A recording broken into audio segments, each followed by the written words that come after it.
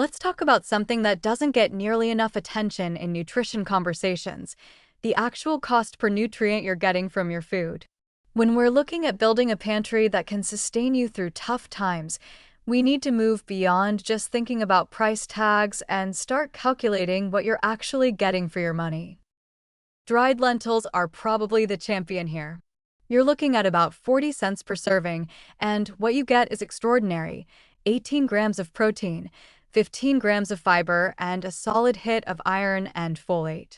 Compare that to a protein bar that costs $3 and gives you maybe 10 grams of protein with a bunch of added sugar, and you start to see how dramatically we've been misled about what affordable nutrition actually looks like. Rolled oats are another powerhouse that most people completely underestimate. A canister that costs $4 gives you 30 servings, so we're talking 13 cents per serving. But here's what matters: that serving provides soluble fiber that actively lowers cholesterol, complex carbohydrates that sustain energy for hours, and when you combine it with other pantry staples like peanut butter or canned fruit, you've created a complete breakfast that costs less than 50 cents. Canned fish, particularly sardines and mackerel, often get overlooked because they're not glamorous, but nutritionally, they're exceptional. You're getting omega-3 fatty acids, complete protein, calcium from the soft bones, and vitamin D, all for about 150 per serving. The shelf life is measured in years, which means you can buy them when they're on sale and not worry about spoilage. Now, here's the psychological piece that we need to address.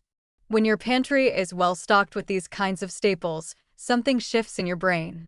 The constant low-level anxiety about "what am I going to eat" starts to fade. Decision fatigue decreases dramatically when you know you have the building blocks for dozens of different meals just sitting there, ready to go. This isn't just about nutrition or budget, it's about mental load. The storage component is critical too. Rice, dried beans, pasta, canned tomatoes, peanut butter, these items don't demand anything from you. They don't go bad if you forget about them for a few weeks. They don't require expensive equipment or special knowledge to use. And when you learn to combine them strategically, a pot of rice and beans with canned tomatoes and whatever spices you have becomes a complete meal with all essential amino acids, plenty of fiber, and it costs maybe $1.50 total. What we're really talking about here is building resilience through food security.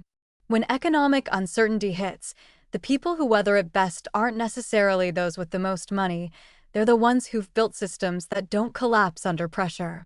A pantry stocked with nutrient-dense staples is exactly that kind of system.